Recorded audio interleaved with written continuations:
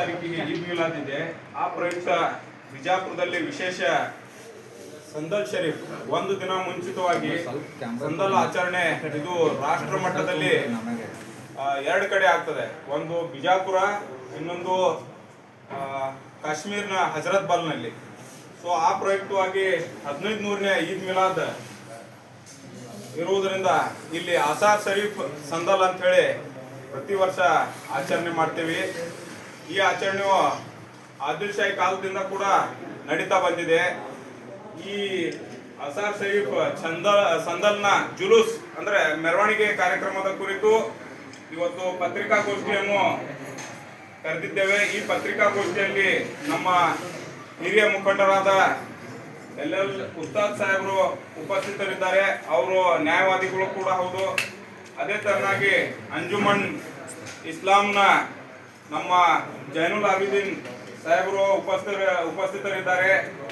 ಅವ್ರಿಗೂ ಕೂಡ ಪತ್ರಿಕಾಗೋಷ್ಠಿಯಲ್ಲಿ ಸ್ವಾಗತ ಮಾಡ್ತೇನೆ. ಅದೇ ತರನಾಗಿ ನಮ್ಮ BH ಮಾಬ್ರಿ ಅವರು ಹಿರಿಯ ಮುಖಂಡರು ಹಾಗೂ ರಾಜಕಾರಣಿಗಳು, ಅವರು ಕೂಡ ಉಪಸ್ಥಿತರಿದ್ದಾರೆ. ಅವ್ರಿಗೂ ಕೂಡ ಸ್ವಾಗತ ಮಾಡುತ್ತೇನೆ. ಅದೇ ತರನಾಗಿ ನಮ್ಮ ಮಹಾನಗರ ಪಾಲಿಕೆಯ ಕಾರ್ಪೊರೇಟರ್ ಆದಂತಹ ಜಮೀರ್ ಅಹಮದ್ ಬಾಂಗಿ ಅವರು ಉಪಸ್ಥಿತರಿದ್ದಾರೆ. ಅವ್ರಿಗೂ ಕೂಡ ಸ್ವಾಗತ ಮಾಡುತ್ತೇನೆ. ಅದೇ ತರನಾಗಿ ನಮ್ಮ ಬಿಜಾಪುರ ನಗರ ಬ್ಲಾಕ್ ಕಾಂಗ್ರೆಸ್ಸಿನ ಅಧ್ಯಕ್ಷರಾದ ಜಮೀರ್ ಅಹಮದ್ ಬಕ್ಷಿ ಅವರು ಕೂಡ ಉಪಸ್ಥಿತರಿದ್ದಾರೆ. ಅವ್ರಿಗೂ ಕೂಡ ಸ್ವಾಗತ ಮಾಡುತ್ತೇನೆ. ಅದೇ ತರನಾಗಿ ನಮ್ಮ ಗೌಸ್ ಹವಾಲ್ದಾರ್ ನ್ಯಾಯವಾದಿಗಳು ಹಾಗೂ ಚಿಂತಕರು, ಸಾಹಿತಿಗಳು ಉಪಸ್ಥಿತರಿದ್ದಾರೆ. ಅವ್ರಿಗೂ ಕೂಡ ಸ್ವಾಗತ ಮಾಡುತ್ತೇನೆ. ಅದೇ ತರನಾಗಿ ನಮ್ಮ ಕಾಂಗ್ರೆಸ್ಸಿನ ಹಿರಿಯ ಮುಖಂಡರಾದ ರಫೀಕ್ ಅಹಮದ್ ಸೌದಾಗರ್ ಅವರು ಉಪಸ್ಥಿತರಿದ್ದಾರೆ. ಅವ್ರಿಗೂ ಕೂಡ ಸ್ವಾಗತ ಮಾಡುತ್ತೇನೆ. ಅದೇ ತರನಾಗಿ ಇನ್ನೊಬ್ಬ ಮುಖಂಡ ನಮ್ಮ ಅಫ್ತಾಬ್ ಖಾದ್ರಿ ಅವರು ಉಪಸ್ಥಿತರಿದ್ದಾರೆ. ಅವ್ರಿಗೂ ಕೂಡ ಈ ಸಂದರ್ಭದಲ್ಲಿ ಸ್ವಾಗತ ಮಾಡುತ್ತಾ, ಇಲ್ಲಿ ಆಗಮಿಸಿದಂತ ತಮ್ಮೆಲ್ಲರಿಗೂ ಪತ್ರಿಕಾ ಮಿತ್ರರಿಗೂ ಸ್ವಾಗತ ಮಾಡುತ್ತಾ ಈ ಪತ್ರಿಕಾಗೋಷ್ಠಿಯನ್ನು ಉದ್ದೇಶಿಸಿ ನಮ್ಮ ಮುಖಂಡರಾದ LL ಉಸ್ತಾದ್ ಸಾಹೇಬರು ಪ್ರಾರಂಭ ಮಾಡಬೇಕಂತ ಹೇಳಿ ವಿನಂತಿ. ಸ್ಟಾರ್ಟ್ ಮಾಡೋಣ.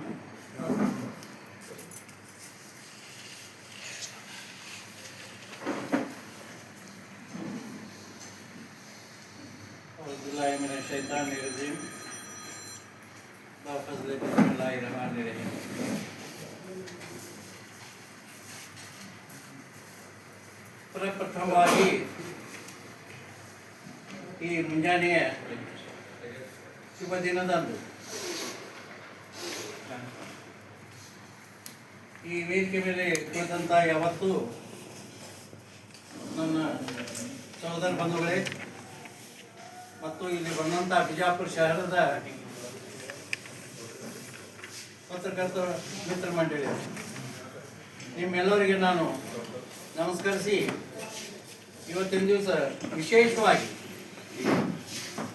ಈ ಪತ್ರಿಕಾಗೋಷ್ಠಿ ಮಾಡುವ ಉದ್ದೇಶ ಏನಂದರೆ, ಇದೇ ತಿಂಗಳ ಅಂದರೆ ಮುಂದಿನ ತಿಂಗಳು, ಇವತ್ತು 30ನೇ ತಾರೀಕಿದೆ, ಮುಂದಿನ ತಿಂಗಳ 5ನೇ ತಾರೀಕಿಗೆ ನಮ್ಮ ಮೊಹಮ್ಮದ್ ಪೈಗಂಬರ್ ಅವರ ಜನ್ಮ ದಿನಾಚರಣೆಯನ್ನು ಆಚರಿಸಲಿಕ್ಕೆ ನಾವು ಇಲ್ಲಿ ಪತ್ರಿಕಾಗೋಷ್ಠಿಗೋಸ್ಕರ ನಾವು ಇಲ್ಲಿ ನಡೆದಿದ್ದೇವೆ.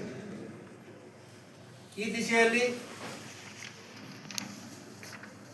ಇದು ಒಂದು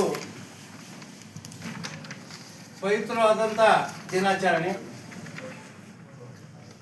ಯಾಕಂದರೆ ಮೊಹಮ್ಮದ್ ಪೈಗಂಬರ್ ಅವರು ಬರೀ ಇಸ್ಲಾಂ ಧರ್ಮಸ್ಥಳಾಗಿ ಅಲ್ಲ, ಇಡೀ ವಿಶ್ವದ ಗುರುಗಳು,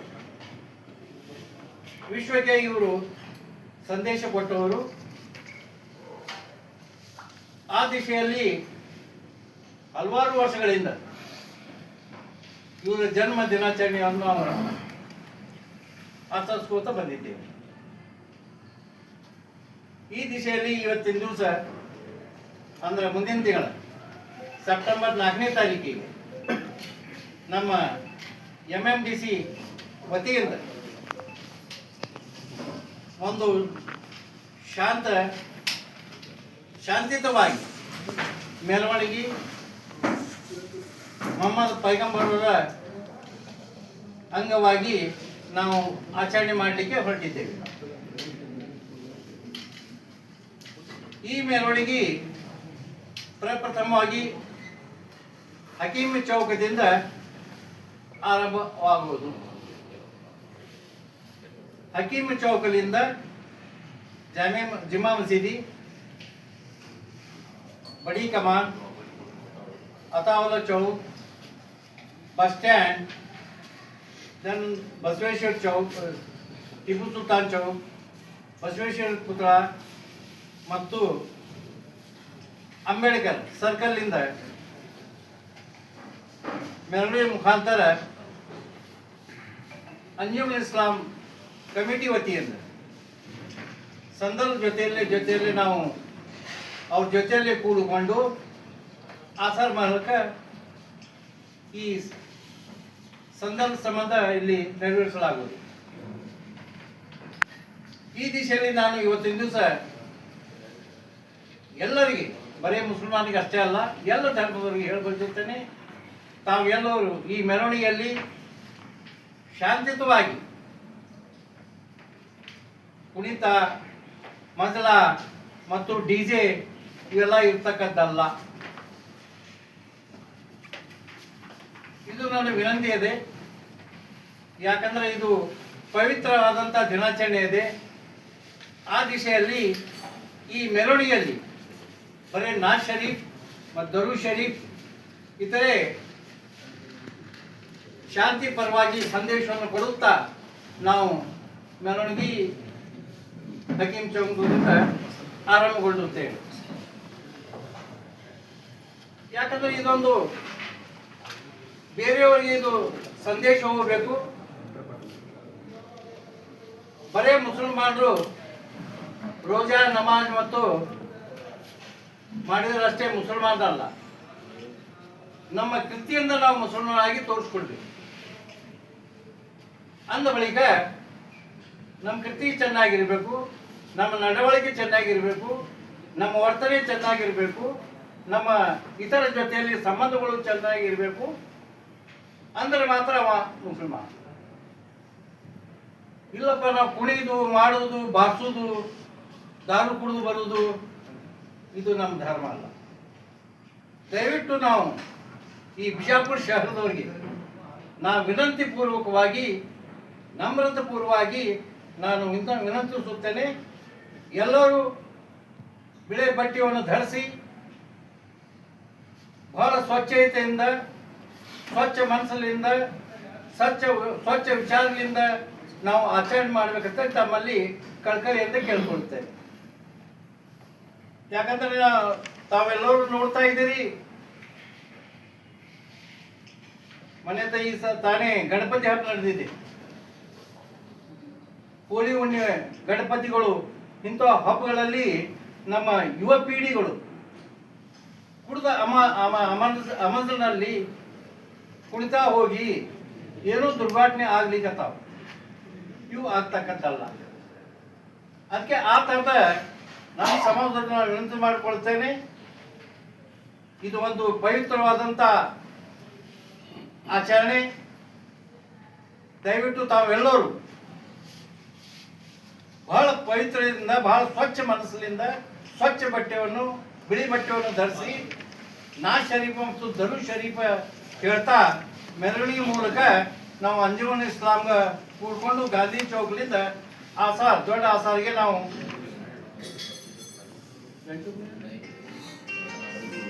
ಇದರಲ್ಲಿ ಒಂದು ಸ್ವಲ್ಪ ತಿದ್ದುಪಡಿ ಆಗಿದೆ.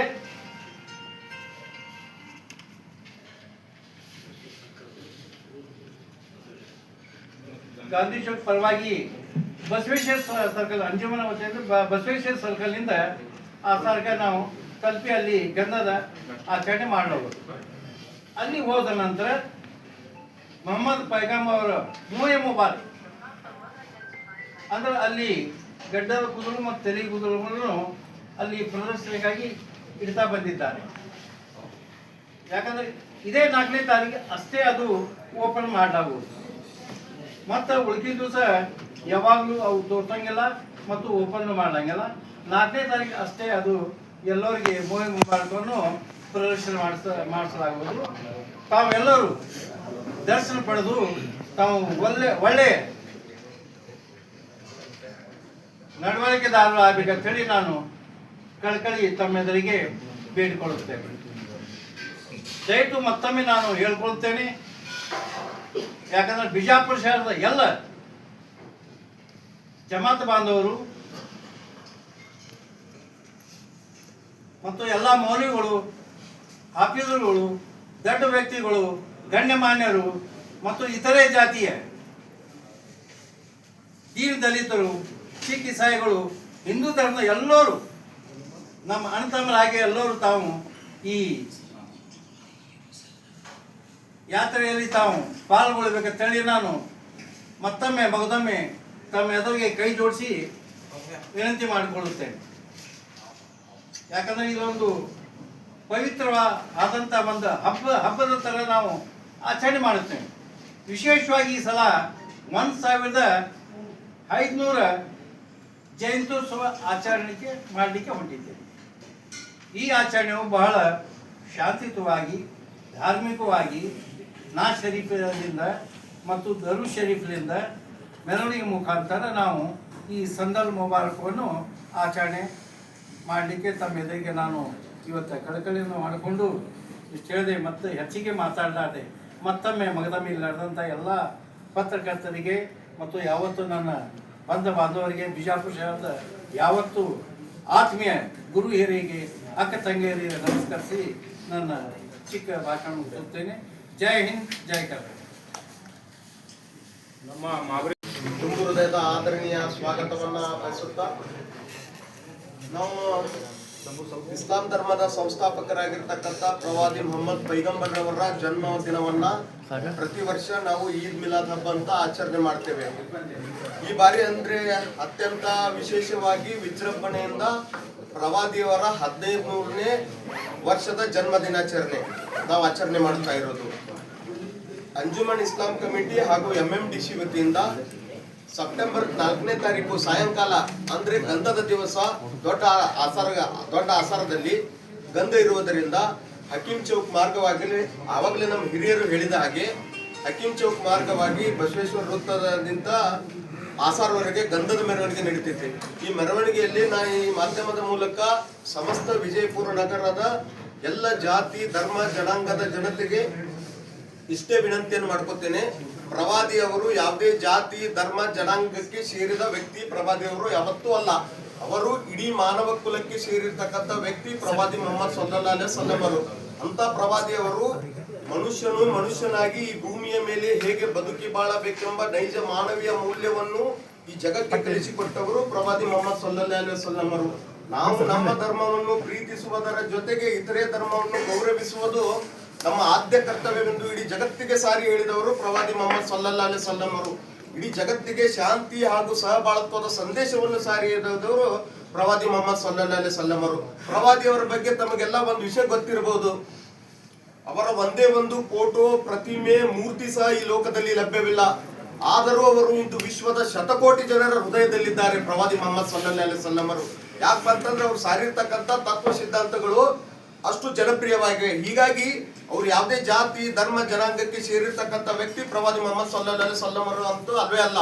ಅವರು ಎಲ್ಲ ಮಾನವ ಕುಲಕ್ಕೆ ಸೇರಿರ್ತಕ್ಕಂಥ ವ್ಯಕ್ತಿ ಆಗಿರುವುದರಿಂದ ಎಲ್ಲ ಜಾತಿ, ಧರ್ಮ, ಜನಾಂಗದ ವ್ಯಕ್ತಿಗಳು ಸೇರಿ ನಾವು ಪ್ರವಾದಿಯವರ ತತ್ವ ನಾಮವನ್ನು ಜಪವನ್ನು ಮಾಡುತ್ತಾ, ಪ್ರಭುದರ ದರುದನ್ನು ಹೇಳುತ್ತಾ ಪ್ರವಾದಿಯವರ ನಾಮವನ್ನು ಜಪವ ಮುಖಾಂತರ ನಾವು ಸಂದಲ್ ಶರೀಫ್ ಸೇರಿ ಅತ್ಯಂತ ವಿಜೃಂಭಣವಾಗಿ ಈ ಬಾರಿ ಈದ್ ಮಿಲಾದ್ ಹಬ್ಬವನ್ನು ಆಚರಣೆ ಮಾಡೋಣ ಅಂತಕ್ಕಂಥ ಮಾತನ್ನ ನಾನು ಈ ಮಾಧ್ಯಮದ ಮೂಲಕ ಹೇಳಲಿಕ್ಕೆ ಬಯಸ್ತೇನೆ.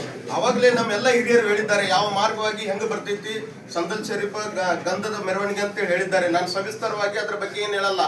ಈಗ ಪ್ರವಾದಿಯವರ ಜನ್ಮ ದಿನಾಚರಣೆ 5ನೇ ತಾರೀಕಿಗೆ ಉರುಸ್ ಇರ್ತೈತಿ, 4ನೇ ತಾರೀಕಿಗೆ ಗಂಧ ಇರ್ತೈತಿ.